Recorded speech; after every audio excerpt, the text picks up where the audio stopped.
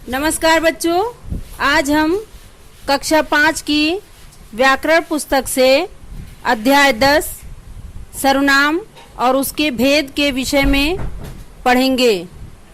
तो आइए हम सबसे पहले सर्वनाम के विषय में चर्चा करते हैं। दिए गए वाक्यों को पढ़िए। राहुल एक छोटा लड़का है। राहुल के पास ढेर सारे खिलौने हैं। राहुल के खिलौनों से खेलता है। बेटा, इन वाक्यों में राहुल शब्द बार बार आया है। एक ही शब्द का बार बार आना अटपटा सा लगता है। यदि इन वाक्यों को इस प्रकार लिखा जाए तो अधिक अच्छा लगेगा। जैसे राहुल एक छोटा लड़का है, उसके पास ढेर सारे खिलौने हैं, वो अपने खिलौनों से खेलता है। राहुल शब्द संज्ञा है। इन वाक्यों में राहुल शब्द का प्रयोग केवल एक बार हुआ है। फिर उसके लिए उसके तथा वो अपने शब्द प्रयोग हुए हैं। व्याकरण में संज्ञा के स्थान पर आने वाले शब्दों को सर्वनाम कहते हैं। सर्वनाम की परिभाषा। संज्ञा के स्थान पर प्रयोग किए जाने वाले शब्दों को सर्वनाम कहते हैं। सर्वनाम के भेद। सर्वनाम के 6 भेद हैं।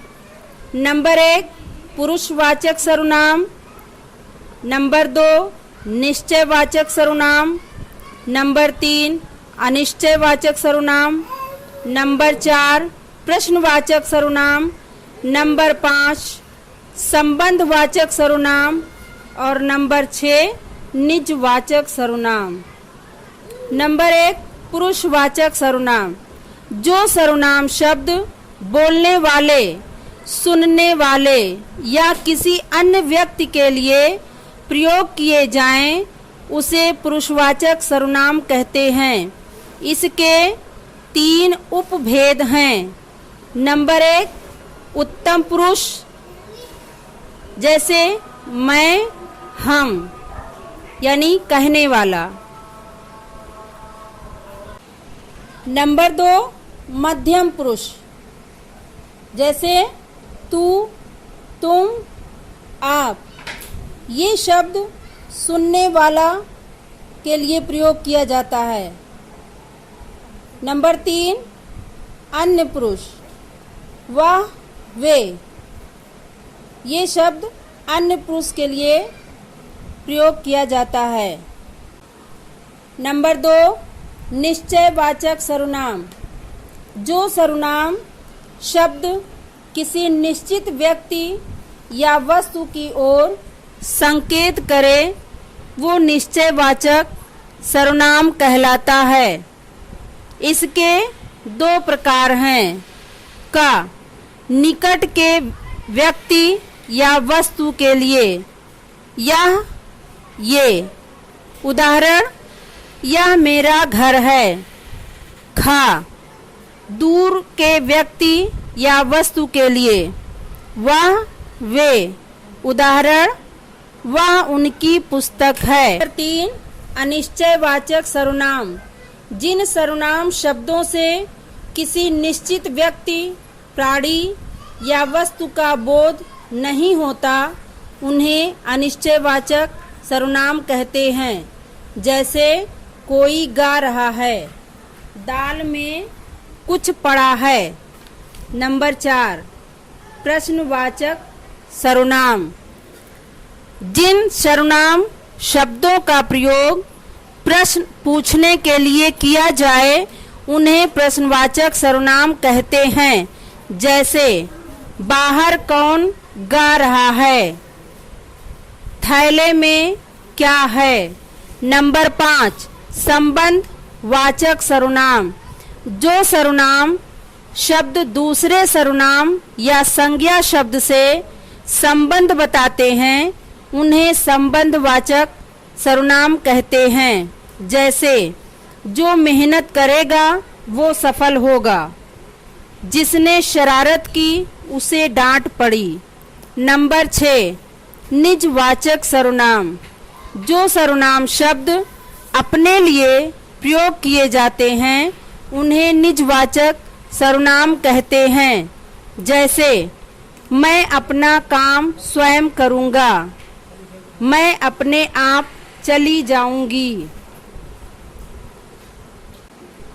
संज्ञा शब्दों की तरह सर्वनाम शब्दों के भी एक वचन और बहुवचन रूप होते हैं। आइए जानें। एक वचन मैं, मेरा, तू, वह, यह, उसे, उसका, उसने, इसे, इसका, इसने, किसने, जिसने। बहुवचन हम, हमारा, तुम, आप, वे, ये, उन्हें, उनका, उन्होंने, इन्हें, इनका, इन्होंने, किन्होंने, जिन्होंने। बेटा आज हमने क्या क्या सीखा, आओ दोहराएं। नंबर 1 जिन शब्दों का प्रयोग संज्ञा के स्थान पर किया जाता है उन्हें सर्वनाम कहते हैं। सर्वनाम के 6 भेद होते हैं। नंबर 1 पुरुषवाचक सर्वनाम, नंबर 2 निश्चयवाचक सर्वनाम, नंबर 3 अनिश्चयवाचक सर्वनाम, नंबर 4 प्रश्नवाचक सर्वनाम, नंबर 5 संबंधवाचक सर्वनाम, नंबर 6 निजवाचक सर्वनाम। संज्ञा शब्दों की तरह सर्वनाम शब्दों के भी एक वचन और बहुवचन रूप होते हैं। हमारा आज का गृह कार्य, सर्वनाम किसे कहते हैं? सर्वनाम के कितने भेद हैं, उनके नाम लिखिए। धन्यवाद।